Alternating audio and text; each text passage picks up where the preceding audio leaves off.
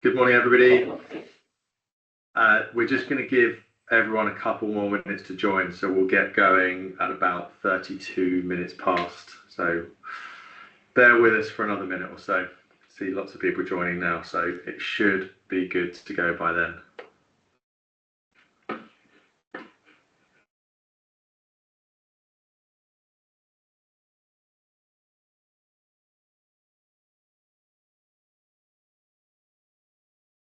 Good morning. Just for those that are just joining, we're just going to give people another sort of 30 seconds to join, and then we're going to kick off.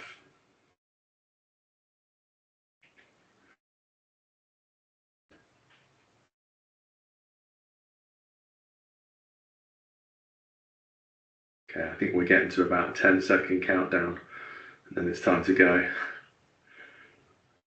sure everyone's got back-to-back Friday morning calls, so I think we've given them a couple of minutes. It's all recorded, so if you've got colleagues joining who are late or have missed it, then we'll make sure the recording's sent out afterwards. So let's go. So I'd say good morning, everybody, and welcome to our live broadcast, Why Word of Mouth Beats Bigger Budgets. Some of you may have seen me speaking at MadFest, but for those that haven't, I'm Tom. I'm one of the founders at Heardify, and I run the business day to day. For those that did hear me at MadFest, I talk more broadly about human behaviour. So today we're going to take that one level deeper. The main aim of this session is really to educate and help you understand how to think differently about consumer decision making, with or without the help of Heardify. But of course, we will cover what we do. Either way, as I say, that goal is for you to leave thinking differently about how we make decisions and how you can bring that into your marketing. We've got a Q&A function open, so please use that. We'll either get to them throughout or we'll save them to the end. So please ask your questions as we're going along. But with that today, for those that heard me lots at MadFest, you'll be glad that I'm not talking today any more than this intro. Today I'm going to hand it over to Jon Hollis, who looks after partners here at Heardify. He's going to walk you through all of this. So all that's left for me to say is, Jon, over to you.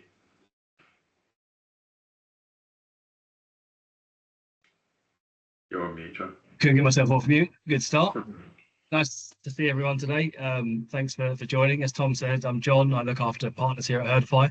I've been lucky enough to work with all of the great brands that we've been working with over the last 4 years since we started. And just going to run through a quick agenda for today. So we had a quick hello from Tom, so good to see that we're on track. Then we're going to be talking a bit about the acquisition problem. We're going to go into the science behind how we do what we do, where this shows up and what that could look like for you guys in your marketing roles and how that impacts the marketing, and then the best place to get started if it's something that you want to start implementing. So I think the first thing, and I don't think this is particularly kind of unique to us, but I'm sure all of you in your roles are experiencing this, but over the last week or so, I've probably been on about 25 calls with our sales team, and everyone that we speak to is saying that the marketing that they're doing feels like it's getting more expensive and getting harder to achieve the same results that they've seen kind of in previous years. So they feel like they're stuck in this kind of rut, and it's getting more expensive and harder to do, especially with digital acquisition. Kind of attribution's always been a real struggle there, and so they're spending more but seeing kind of diminishing returns. And just to kind of to broaden that out, kind of that's what I was just saying there. We want to help brands kind of spend where they're not coming up against this challenge. So how do we build a stable marketing engine in today's world, right? There are so many different tools and kind of ways which we could go to market. How do we build something that we know is going to be robust enough to carry us through kind of on our longer term journeys with our marketing engine? And I think that really starts with kind of the way that human beings make decisions, right? This is something that hasn't changed. It's an evolutionary point. If you look at kind of back in history about how human beings have de-risked our decision making, right? And this quote here that we've got on screen from our good friend Rory Sutherland, who's an advisor to the business. I'm sure most of you are familiar with Rory, but he talks about human beings essentially being herd animalistic in how they make decisions, right? We optimize for the least worst outcome rather than prioritizing for the best outcome.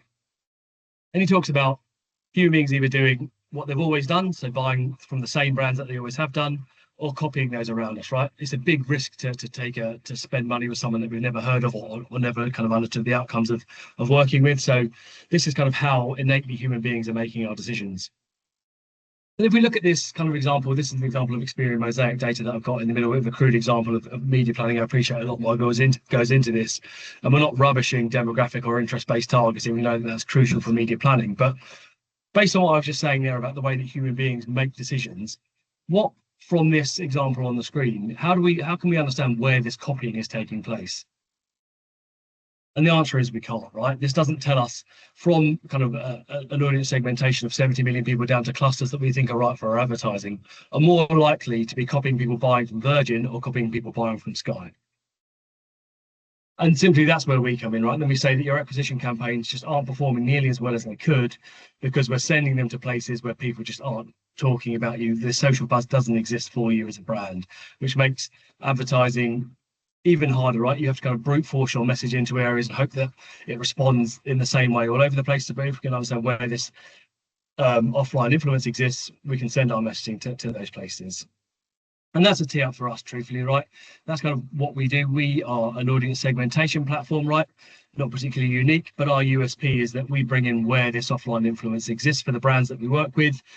Using their first-party data, we can help them identify clusters of this offline influence where we're finding cheaper acquisition for new customers, but not only that, we're finding customers that are spending more and spending for longer, which is really important, right? In a world where profitability is becoming more and more prominent in every discussion that businesses are having, how do we find customers that are going to help us stably build a customer engine that helps us with that compound growth? So how do we do that? This is kind of the first question that we often get asked by the brands that we speak to in kind of the early stages of our discussions with them. How are you doing this? How are you understanding where this offline influence exists? So to understand how we do that, we need to do a bit of a quick potted history of where the business began. So when the business was first started, we've kind of spent 15 years in a branch of science called network science, which was actually probably most famously used to help the UK government model the spread of the COVID-19 virus. We don't use this in any of our outbound marketing because obviously it wasn't a very nice time for lots of people, but the branch of science that we're experts in, network science, is a field of science that can be used to model how things move between individuals. And during the virus, we were modeling how that spread was taking place between communities across the UK so that we could staff critical infrastructure for the UK government and make sure that the workforce was protected from getting sick. From doing that work, we built an automated system and noticed that actually the way that influence spreads is very similar in terms of the maths and science behind how the spreading takes place and adoption of certain things takes place between from the virus model to how people are adopting certain products and services. Now, there is a very big difference within how a virus spreads and how what we call social contagion spreads. First thing to note is that a virus is what we call a simple contagion. Only a single exposure is required for someone to pick up a virus. So if I'm sat in the same room as Tom and I've got a cold, it's highly likely that Tom is going to come into contact with that single exposure and likely pick up my cold. Now, for influence, it's what we call a complex contagion. Now, depending on the category, the sector and the individual, we need multiple exposures to this idea, to a brand, to a service before we can kind of be de-risked to it being a valuable kind of opportunity for us to buy from them.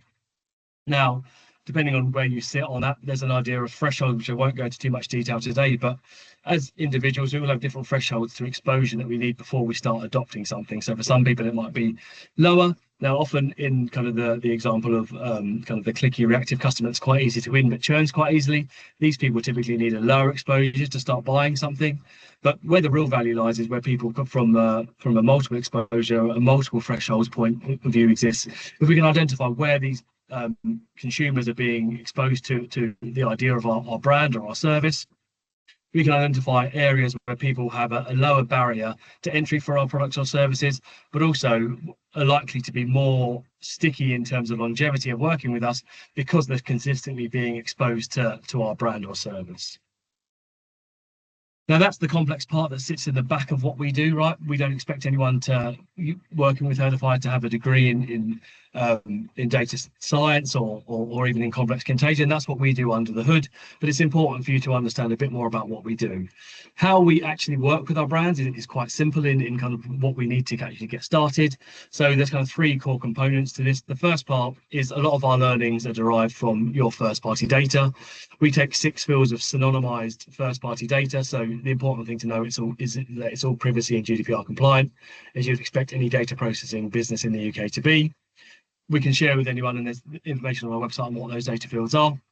But essentially, we take these data fields from your CRM. We have a simple uploader into our platform. We then overlay that data on our machine learning algorithm that we've spent the last 15 years developing as a business, that brings in a number of different data sets: movement data, community insight data, population density data, as it's just on the slide there. But we also overlay things like Experian Mosaic data, so that we can understand a bit more about what that audience looks like. And then what we're spitting out and giving to the marketing teams that we work with on a regular basis and the agency partners that they work with are two kind of core parts. They're really detailed insights around this audience, understanding things like lifetime value, where there's opportunity, things like channel habits, where they exist, and pre-formatting it so that you can plug that data into any activations that you currently go to market with. And that might be anything from kind of TikTok or other paid social ads like Instagram or Snapchat, all the way through to your more traditional media buys, things like out of home, connected TV.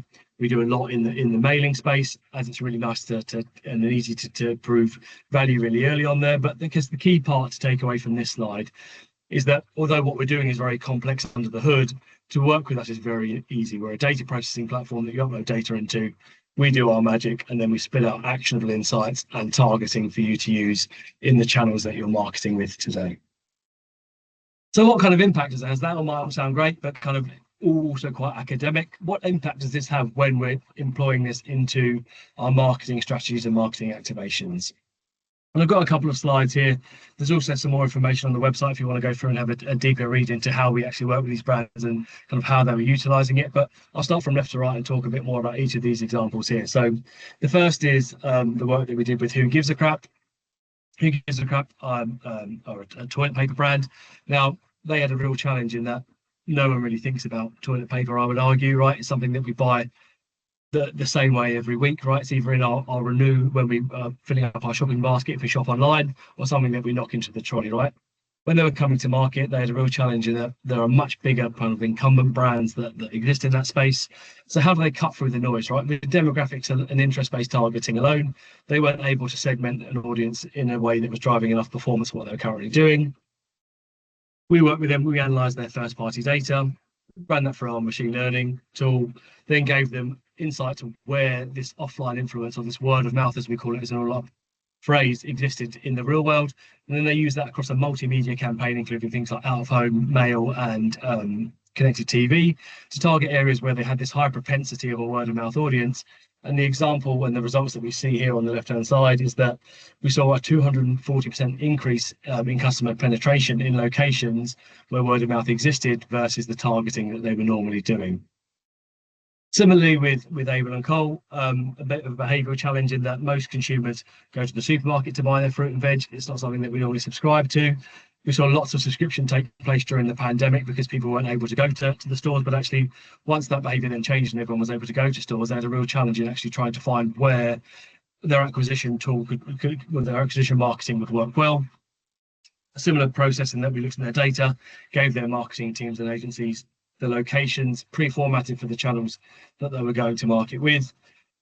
What they then saw was that in these locations, they saw 160% increase in response rates from this door drop, because we were identifying where people were potentially talking about them, where neighbours were adopting this product, allowing them to kind of to lean on this force that already existed for them, and then see much better penetration with their marketing. The last one is an example within meta advertising. So we worked with Perry's now for nearly 4 years since we've existed, one of our early customers, and similar challenge. They were struggling with their acquisition, right? It's really difficult within meta because it's super competitive to compete with some of the bigger brands with potentially bigger spends. When we identify these word of mouth clusters for them, we then plug that into their meta engine, the meta campaigns that they had set up. And again, in an A/B test, we saw that it was 3 times cheaper to acquire customers from these word of mouth hotspots versus kind of the business as usual targeting, just targeting people that potentially had an interest in buying a car, whether it was a new car or those who have pre-approved used cars as well. So within these locations where word of mouth or this offline influence was strong, it was 3 times cheaper to acquire new leads to pass on to their sales team than what they were currently doing before we engaged with them. So how do we make our marketing more effective? That all sounds great, but how can that be used today? I guess where expansion, when we speak to our to agencies, and that's where my background is, where expansion typically used to exist within demographics, right? A really common way of expanding out an audience is to look at things like lookalikes. But just because I look like your customers doesn't necessarily mean I'm going to buy from you versus your competitor that also might be advertising to me because I look like their customer too. So we often say that expansion shouldn't start with demographics, but should start with behavior. And if we can understand where this is showing up within your audience today, it means that we can take advantage of where momentum exists so that we can move from just focusing broadly on demographics or interest to understand where this influence is so that we can keep this momentum going. And just outside of marketing, obviously advertising is the most common use case that this is used for, but with our brands that we've been working for a number of years now, they're also using this to deploy things like their field sales team, so their partnerships through things like supermarket chains, and they're employing kiosks for the day. Like, let's understand where this momentum exists rather than just going to where there's high footfall, for example.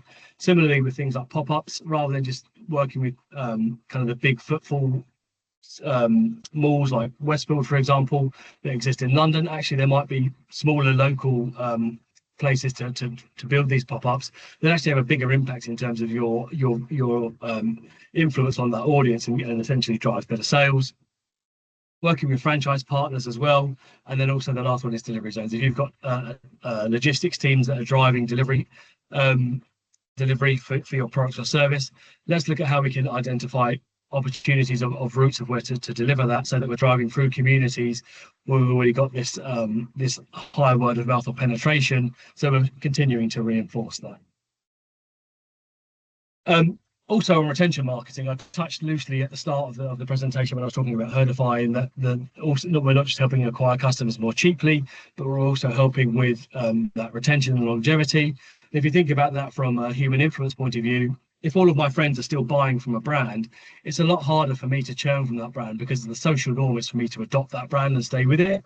So looking at that lifetime value marketing, we're now working with our teams on not just the cheaper acquisition, but how do we reinforce these clusters to help with retention marketing.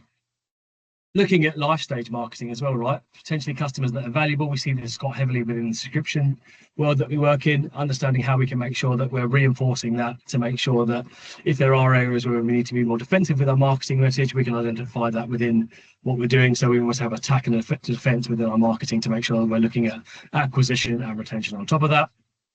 And then the last part is kind of priority zones. The UK is still a massive audience, right? There's nearly 70 million people in the UK. How do we prioritize where we deploy certain activities and activations? So we're making sure that our marketing and activations have the biggest impact when we're spending significant budget on doing that.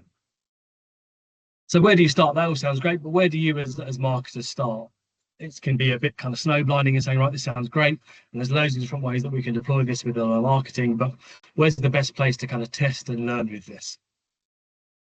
And we kind of quite simply say, let's start small and test and learn and grow this out, right? Our message to our customers when we talk to them about all of the great work that we do is that let's find somewhere small, a campaign that you're running today. Often we say, let's start with something that's really easy to test, because we know that attribution can be really difficult when all of the channels that we're using, especially in things like last click attribution, digital, can be really hard for us to work out what is actually working for us and what isn't. So we try and identify a campaign that is ideal to perform an A/B test in, prove that this works for you, that word of mouth targeting, adding that into your mix, drives significant impact in terms of incremental gains to your marketing. Then we look more broadly about kind of how you're currently going to market. What else are you using? What other channels can we then orchestrate this on? Because we know that from a marketing lens, being able to nudge these potential prospective customers for as many channels as possible is going to drive them through your sales funnel more cost effectively. And then wider organizational use cases. I mentioned things like things like pop-ups there, and where we deploy our field sales teams, our teams for the day, if they are doing that kind of more interactive kind of door-to-door activity. But also the last one I mentioned about delivery, people like Able and Cole, where they've got where they're driving kind of delivery vans around. How do we kind of look at the logistic map of that to understand where the best places and routes to deploy our delivery partners are as well? So I guess the core message there is, let's start small and be tactical, and then move through to be strategic, because we see that from that long lens, we're starting out proving that it works. We start seeing that the gains from doing this over a longer strategic kind of deployment across marketing is where we start seeing this real hockey stick in terms of growth of compound growth with our clients.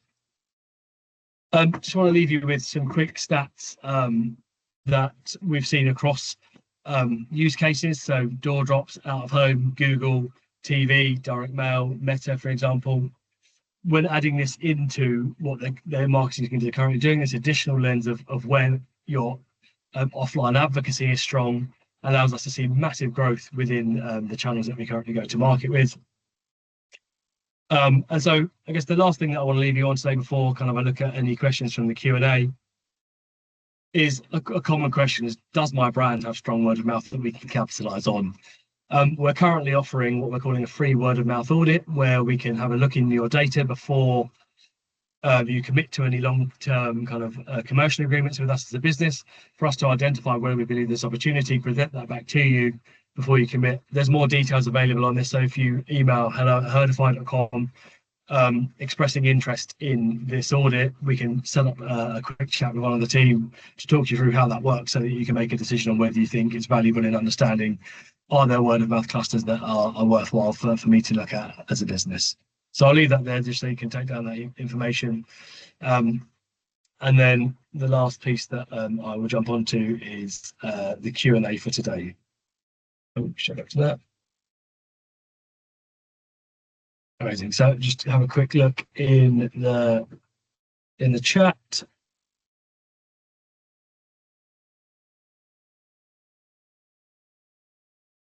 So the first one we've got here from Stefan is, which industries are most suitable for Herdify? So truthfully, we're agnostic in terms of the channels that we work in. We work in everything from kind of automotive, charities are a really big one for us. D2C retail, and I appreciate there's lots of facets within D2C retail that it can be, but we have everything from kind of fashion retail, subscription retail. I'd say anything within retail that's more of a considered purchase. If you're buying things like paper plates, paper cups, you're probably just going to go to someone like Amazon for that. You probably don't need to Herdify for that. But any considered purchase within retail is something that I would say that we do. And financial services and insurance. I think one other industries that we work in, where our customers are. We do have a slide on this on the website. So I said, automotive, financial services, charity, retail.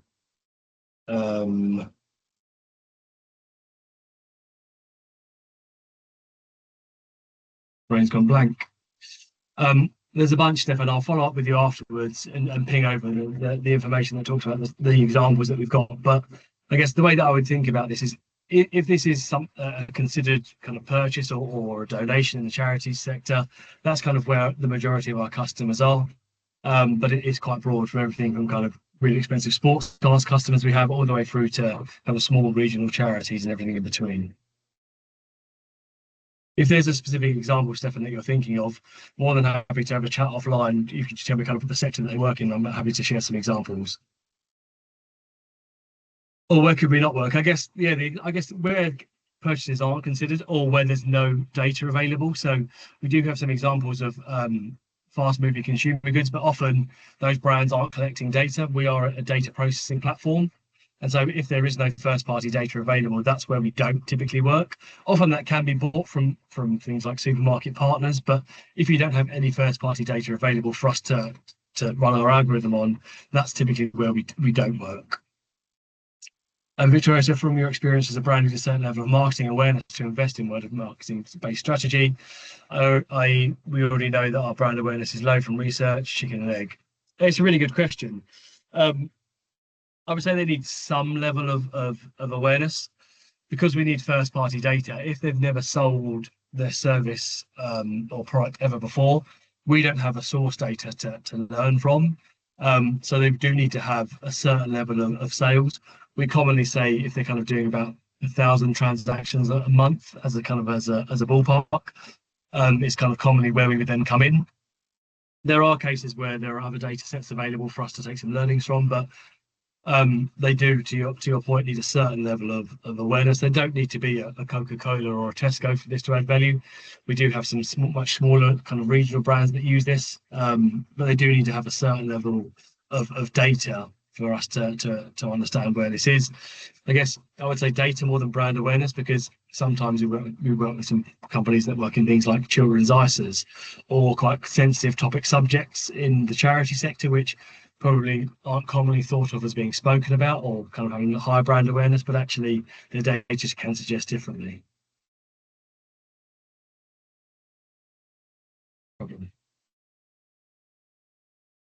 Lee said, in terms of output, where the word of mouth conversations are happening, is it just geographical output, or is there anything to cover which social media platforms brands show up most on? Yeah, really good question. So the core output from the Herdify platform is a location. We can be quite granular in terms of what that location is. We go down to a level that's called an output area. You don't need to know anything about that really. It's kind of the lowest level of granularity you can go down to and still be compliant. The really important thing to know is that we're not commenting on the geography. We're not saying that Chelsea is better than Dalston and East London based on kind of the demographic and socio-economic makeup of those areas. It's just where this contagion is spreading to. We do overlay our output with Mosaic 8 demographics so that we can understand where this influence is strong. What is the makeup of those audiences too? So like what is the socio kind of economic makeup of that location kind of all across all of your data, not just looking at one place in isolation, but across all of those locations, kind of what levels of kind of income happen there, the types of households that are made up there too. We can also look at things like channel habits. So you've spoken about social media platforms there, weren't they, show up on most.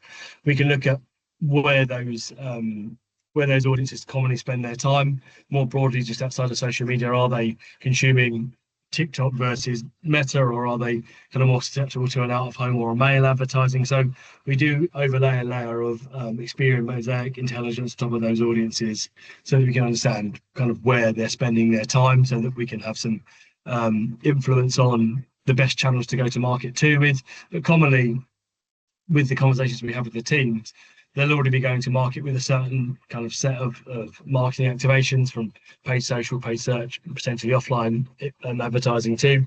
And it's about adding this into the mix, but we can have a layer of that too, Lee. Yes.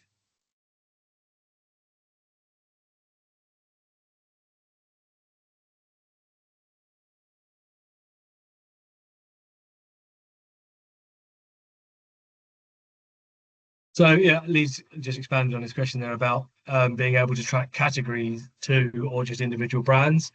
So our intelligence is all at a brand level. The reason that we look at a brand's first party data is that with the tool that we've built out is designed to understand within your data where these, they're called network effects, but for want of a word, where these word of mouth clusters exist for you.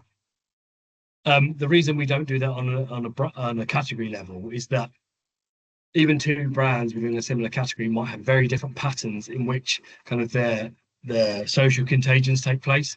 For example, we used a slide on the slide earlier on Virgin Media and Sky, very similar kind of in terms of the services that they offer, but the way in which word of mouth operates for or is displayed for Sky might be very different from Virgin, and the USP of our tool is to identify what that looks like for each individual brand.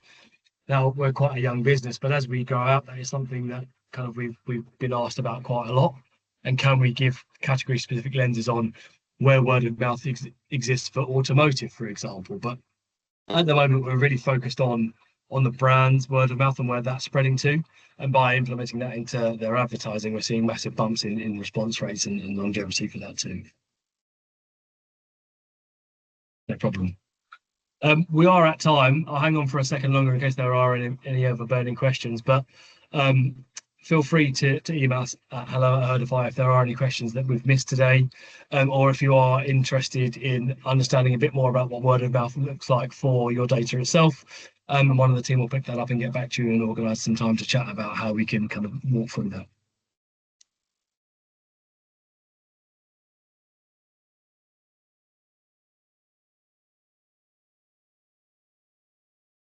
Great. We're going to go now. Thanks everyone for your questions. I look forward to hearing from you in the future if it's relevant.